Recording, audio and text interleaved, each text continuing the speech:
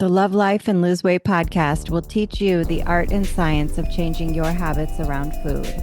If you know what to do, but can't figure out why you're just not doing it, this is the right podcast for you. I'm your host, Advanced Certified Weight and Life Coach Heather Beardsley. I've helped hundreds of women just like you figure out how to think and eat like a normal eater, lose weight, and love life on the journey to goal weight and beyond.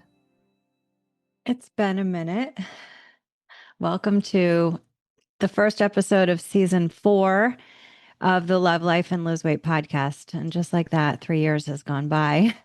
So I'm celebrating a little bit today, coming to you after a week late than I expected to be, but I have a good reason. If you are not on my email list, maybe you don't know, but I've been in the middle of what I call my big move. My husband and I have decided to sell our primary house and become snowbirds. So we have gone through a lot of changes and logistics since the end of July, deciding to do this. And since then, we've sold our home. We found a new home in Florida, about an hour north from where we used to live. And we are also completing the snowbird thing by purchasing a little house, a little cottage in Connecticut. So we can both be closer to family in Connecticut and family in Florida. And it's been a lot, to be honest with you. I knew it was going to be a lot of work, but in the middle of my big move, it has become very obvious to me once again, and this happens a lot in the course of many things that I've tried to change in my life, my weight being one of them, just one of them, that the work of changing your life is a lot of work. And it is, I've always found in retrospect, maybe not in the moments, but in the retrospect, looking back, I never regret the work that it took. It's just those hard moments when you're in the midst of change, like real change that for many of you following this podcast are trying to do with your habits around food, your relationships to food. This is not nothing. And I just want to take a moment and really validate for you. I see your work. I know how hard many of you are working. And the work itself is changing who you are as a person. I think when you show up day to day, putting everything you have, doing the best you can, even if it's imperfect work, toward creating something that you don't yet have that really is meaningful to you, that calls you. This is the work of a lifetime. I do think that this is what evolves us as a person into the next iteration of who you're becoming. Change is always happening, but it is in these moments when we're really purposeful and we finally arrive somewhere that we actually can let change land. And I just invite you to kind of pause and look at where you are with whatever goals you're working toward. For most of you, this will be changing your body composition, losing fat, gaining muscle, whatever it might be, maintaining your weight after finally losing it. It's very important to pause and validate all of your efforts. Let them land. Change is possible, but it's not probable. If change was easy, everyone would have the results that they talk so often about wanting. And even in this day and age of weight loss drugs, right? For so many of people, changing their weight is easier than it's ever been. But finding a way to make your lifestyle habits and your relationship to food stick is something that taking a medication can't just give you. This is still in the purview of your personal work, and you have to become aware of what those habits are that will create sustainable change for you. So, I thought today I would share with you a teaching concept that I'm turning to over and over again in my practice, my private coaching, and even in my group coaching that I'm doing now. I call it exception thinking. So I want to take a close look at this concept. We'll first define it. Exception thinking is the thinking that sounds like just this once thinking. It quietly talks you out of what you know you need to do to make small progress toward what you're trying to create. It's making your brain makes a case in a moment of tension for why right now doesn't count, or why making an exception to what you know you intended to do or you have intended to do around your habits around food for most of you doesn't matter. Usually it can be many things that create exception thinking, but a lot of times it could be a special occasion or thinking like I've been so good all week, or tomorrow thinking like, oh, I'll get back on track tomorrow. One more bite won't hurt. That's exception thinking. So think about when you do exception thinking for a moment. When you think about how this happens or shows up for you, what you'll notice is in the moment that you're indulging and responding to exception thinking, it feels harmless because of the justifications for why it's okay. But what I want to show you as your coach is that repeated exception thinking creates inconsistency in your habits. And inconsistency in habits is what I observe in my clients derails progress.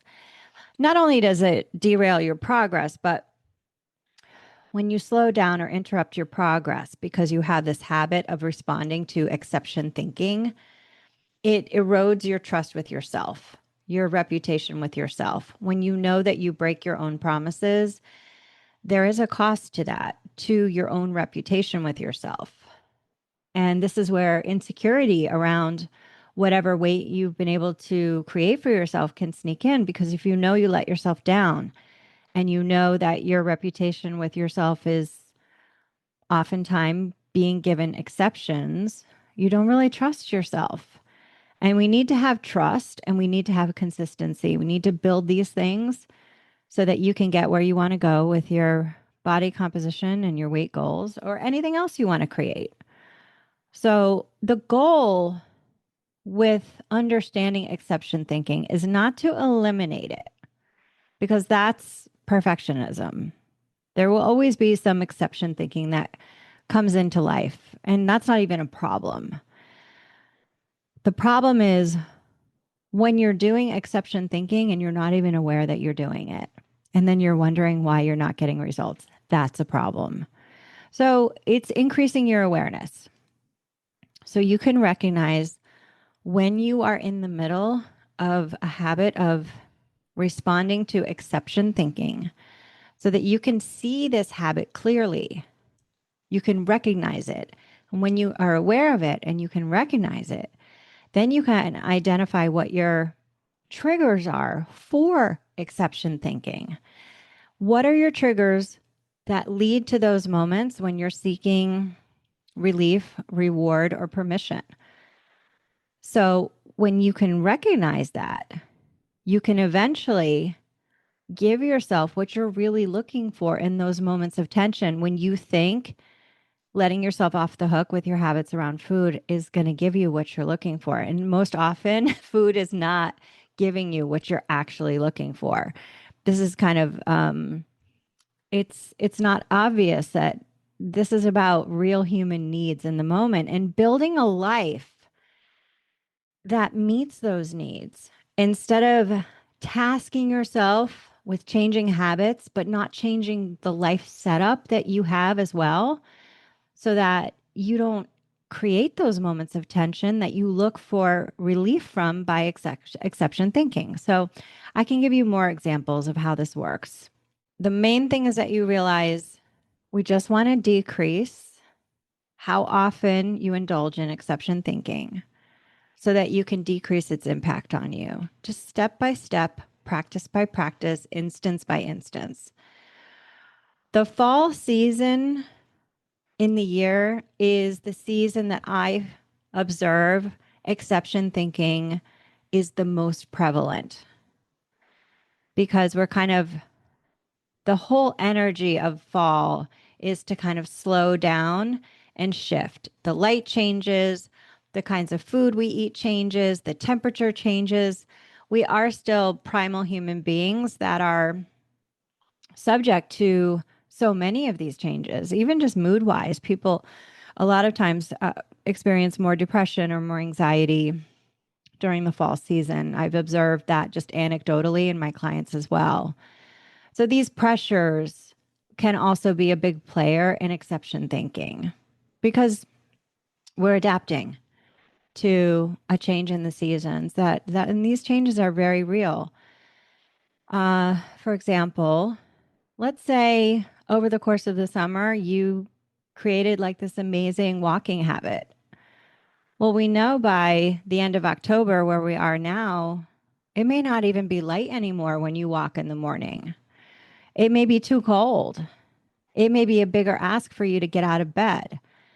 And if you can get ahead of this by anticipating these changes, you can better meet your need to walk by maybe planning it later in the afternoon or, have warmer clothes picked out or meet a friend or whatever it takes, right?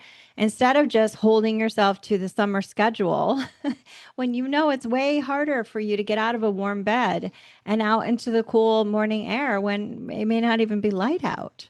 So we have to adapt and change. We have to be proactive and we have to look at our exception thinking to identify patterns so that we can get ahead of some of these challenges and set up your life to make what you know you need to do to reach your goals easier. Okay. So some examples of exception thinking sound like just this once. It's the weekend. It doesn't matter if it's fruit. I'll start fresh Monday. One bite doesn't matter. I've been so good all week. I deserve this. Those are all examples of exception thinking. I think many of us will feel how familiar all this is and how harmless it feels because the cost when you're in exception thinking, when you're responding to it, feels minimized. We're not thinking about the real cost. We're only thinking about how small it is or what not a big deal it is because we're just only in the moment. Do this enough, and this will create the phenomenon that I call the fall slide, where given enough indulgences in exception thinking, old habits creep quietly back in, seemingly harmless. One bite of unplanned Halloween candy doesn't matter. I deserve this, right? And if you do this often enough, by the time you get to Halloween at the end of the month, we feel like, oh, wait a minute. I've been eating candy every day. I didn't want to eat candy every day. What's the point? This is too hard. It's everywhere because you don't have a plan. You don't have a contingency plan, right? It's kind of the momentum of exception thinking has grown so much that now you feel like you're just reacting to it and you can't get out ahead of it. And this is my goal for you is to make you aware of how exception thinking can derail your progress. So you can notice what this is about. Maybe identify some patterns that show you what your real need is and then get ahead of it a little bit. Certainly, just being aware of when you're in exception thinking would be an amazing victory for you so that you're not just in the web of in the allure of exception thinking and you're sort of onto yourself. That too would represent a huge point of progress for you that you could just continue to work on. So, just this once thinking or exception thinking is sneaky because our brains love comfort and your human brain loves predictability. And when you feel the tension between what you want right now and what you want long term, which is your weight goal, that point of tension, that moment of tension, we have found an escape hatch out of through exception thinking. These are permission slips that we give ourselves to get out of that moment of tension. Exception thinking reduces the guilt and tension of the moment when we give ourselves that permission slip, when we're looking for relief between what we want with our goals and what we want right now, which is different. And by giving into it, it reinforces your habit of responding to how you feel in the moment rather than thinking through your choices and thinking about what you want long term. Okay, I'm going to say that again. So every time you give in to exception thinking, you're reinforcing the habit of giving yourself a permission slip out of reaching your goals. So I want you to see exception thinking as the trap that it actually is. So many of you do such good work with your habits, your planning, you're counting your overeats, you're paying attention to how full you are. And even if you do that like perfectly, if there's too much exception thinking coming in, you're not going to get the results that you think you should get given the work that you're doing, because exception thinking pulls you back. It dampens your results because it's allowing you to be inconsistent with those habits. So here's what to do. It's 3 steps. The first step is to identify your common exception triggers. What is the trigger or the setup that leads me to that point of tension where I have exception thinking? Number 2, you're going to map your triggers. You're going to figure out situationally what leads me to exception thinking. Is it when I'm around a certain person, right? Is it when I'm on vacation? What is it? And number 3, you're going to follow through with a recommitment statement to change how you respond when you do find yourself in exception thinking. Okay, so I'm going to kind of expand on each one of those steps. So to change habits around giving into exception thinking, your first step is to identify your common exception triggers. In other words, I want you to start noticing where these show up for you. And they're usually exception triggers are around 3 different general groups. Specific foods can be one, like sweets, leftovers, alcohol, crunchy snacks, you name it. Okay. It can be, that's like the doorway, is the kind of food or drink that you often give yourself exception to have in an amount that represents slowing down your progress. Because remember, there's no off limit things, but if you indulge in having them in ways that represent too many overeats, right, then you will slow down your progress. That is also true. The second group of common exception triggers is the setting that you find yourself in. Is it a weekend? Is it travel? Is it social events? Is it around your mother-in-law? Is it holidays? Is it having an argument with somebody? And the third group would be like an emotion. So a lot of times for my clients, I see that like exception thinking is triggered when they feel a certain way. So it really can be any feeling, but common ones that I see are loneliness, overwhelm, anxiety, validation or like reward seeking, feeling nostalgic, or even feeling resentment, even anger. I mean, really, you could pick any one. So these feelings are like slippery moments that pull you back into responding to how you feel with food. Okay, that's emotional overeating. Okay, that's eating in order to change how you feel or minimize or distract from how you feel. Okay. So now that we've kind of, I understand what the triggers are, now I want you to map them for yourself. This means step 2, take a few minutes this week to identify or map what your own triggers are. So think about just, you can maybe use the last week or week or two at the most.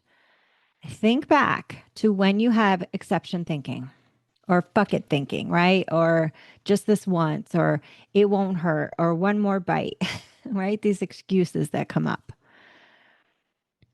Think about what those are and then write down the 1 to 5 at most common setups that you have that lead to exception thinking or just this once thinking. For each one that you identify, I want you to answer 3 questions. What was happening? Was it a setting? Was it a food? Was it a feeling that was related to exception thinking? What was the doorway? Number 2, what exactly were you thinking or feeling before you gave yourself your permission slip to an exception? And number 3, what was the result? Because there's what you're thinking about what the exception will give you, and then there's the actual result of what it gave you. And the thing is, they rarely match. The promise of the exception seems great, but usually in the actual result of following through with that exception and indulging, it usually doesn't deliver us what we thought it would, or it's very fleeting. So as you analyze or map your own personal triggers for exception thinking, patterns will start to emerge. I want you to be a pattern seeker. So maybe you notice, oh shit, that's always after dinner. Or, oh, this is always before I have to travel for work. Or maybe it's like, oh shit, this is always happening when I'm socializing. Okay. This isn't about judgment. This is about recognizing your patterns of how you relate to the world and how your life is set up to have you meet the world. Oh, this is just driving your awareness over your own personal triggers to exception thinking so that next time it happens, you can have awareness that you're in it. And then if you have awareness that you're in it often enough, you have to practice awareness.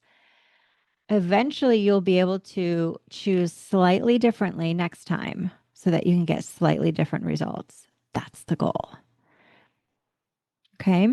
Step 3 is like in that respect, where with enough practice, you can have a different commitment to a slightly better result than what you've been doing when you have exception thinking.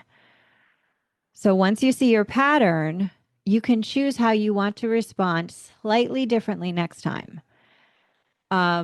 So you could try writing a commitment statement to help you kind of like lock this in as your preferred response. Here's some examples of a recommitment statement. You could say something like, next time I find myself in this kind of exception thinking, I will pause and ask myself what I really need in this moment first. So I can at least identify what it is that I'm really looking for, that I think that I'm thinking food will make better. Because let's face it, if food made it better, we wouldn't repeat our exception thinking. Okay. Here's another one. I can enjoy food and still keep my promises to myself. Or you could even ask yourself that question. You make it into a question. How can I enjoy this food and still keep my promises to my goals or still stick with my goals? Something like that, where it sort of forces you to kind of bridge some kind of solution between that hard moment and what you want for your long-term goal, where you don't have to give up on one or the other. You can kind of bridge the gap. Here's another one for a recommitment statement. Every choice I make, I want to be a vote for the woman I'm becoming. When you say that to yourself, you will really notice if what you're considering doing with exception thinking is a vote for your long-term goal. And usually there's some kind of creative solution that you can reach for that doesn't require you to kind of self-abandon your goals. Because the brain is often about all or nothing thinking. It's either fuck it eating, right? Or this feels too hard to follow my plan. That kind of thing.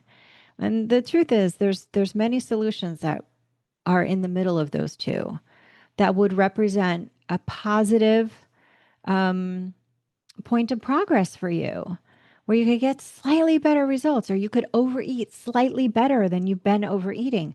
That is progress. So write your recommitment statement for each of those triggers that you identified in your planner or on a sticky note so you can see it every day. Let me, and I'm going to challenge you to do it for at least a week, or maybe at least until the next podcast comes out. Okay, 2 weeks at the most. You need at least 2 weeks to practice this, and you'll be amazed how much better you get at noticing your triggers for exception thinking. These small commitments that you make to changing your habits of responding to those moments where you feel like you need a permission slip will build your self-trust. And that's the opposite of letting yourself out or off the hook from what the goals that you really want. Here's a tip. If you overeat or make an exception, please don't hide from it. Circle it in your planner. Reflect on why it happened with compassion and curiosity.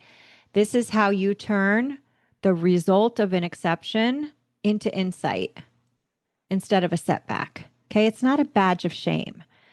Anytime you overeat, that itself is a map back to how you can optimize your logistics, your life, your work, your relationships, so that you won't even meet that moment of tension. Or if you do, it could be a little bit less. A great example of this is under eating breakfast and then waiting too long to have lunch. This is a logistical setup that I see all the time. If you see a lot of overeating at lunch, this would be your clue that this could be happening. Why are you overeating at lunch? And when I just ask that question, a lot of my clients will say, well, I'm just so hungry. It's like, well, why are you so hungry in the first place? Instead of asking yourself to stop at 70% when you started with a large amount of hunger, that's hard to kind of modify how much you eat when you come to the table with so much hunger. That's really hard to do. Instead, I want you to think about, well, how can I create a setup where I don't come that hungry to lunch? And oftentimes the answer is to eat more for breakfast. It's like, why are you under eating at breakfast? Are you playing let's eat as little as possible game with yourself, which is leftover diet mentality? Right? That's right there is mapping your trigger. It's like, oh yeah, I'm kind of trying to save as many calories as I can, but then I'm setting myself up for being too hungry. And then I'm judging myself for overeating. It's like, well, you're overeating because you're over hungry. Let's fix the over hunger problem. Then you will be able to better manage how much you eat because you'll have an average or normal amount of hunger in the first place. Okay? So that's mapping your triggers for yourself, seeing that it's situational to how you eat in the meal prior, and then making those changes and making sure that you eat a little bit more. So I want you to remember, you don't need perfection, just pattern recognition and awareness, and then a commitment to making small, doable changes to how you choose to react in those moments where you notice you're having exception thinking. This is what will keep your momentum steady through fall and your habits consistent enough that you can still get some results. It is not it is not probably serving you just to think, well, fall is too hard. By the time I get to Halloween, I just need to give up on my goals. You can do that if you want to. If you really like your reasons, that's fine. There's nothing wrong with that. But if you feel let down, if you feel like life just is conspiring to make weight loss too hard for you, that's bullshit. All you have to do is become more aware of your exception thinking, study your patterns, and then make a recommitment statement to how you will slightly change the setup and or how you react. And it will help you so much. I think when I go through this work with my clients and I show them the path to how it's still possible to get results from now all the way through to the end of the year, my clients are they're deeply relieved. And I hope that that's what you can take away from this episode. Let me know on Instagram. Come visit me at Thrive in Midlife and let me know how you're finding this work as you practice with your mapping your triggers and making a recommitment statement. I would love to hear from you. And we'll talk more about this in future episodes. I do have the new 2026 planner all completed. And I think for the next few episodes, I'm going to go over sort of back to basics, the basics of my program about how I teach sustainable weight management and what those are. It's always good to touch back on the basics of how to get where we want to go with sustainably changing your weight. And I'm looking forward to kind of sharing some of the new expanded program information that I have inside the planner. We can just go through it section by section. There's some new things in there that I would love to talk to you about, and I'm excited to share with you. So until next time, stay focused and so long. Hey, if this episode resonated for you, then let's connect. Visit hbeardsley.com/subscribe. That's HBEARDSLEY.com/subscribe and become a VIP subscriber. You'll learn how to work with me. You'll get 2 free gifts, access to exclusive VIP content, and get a discount on the digital follow-through planner.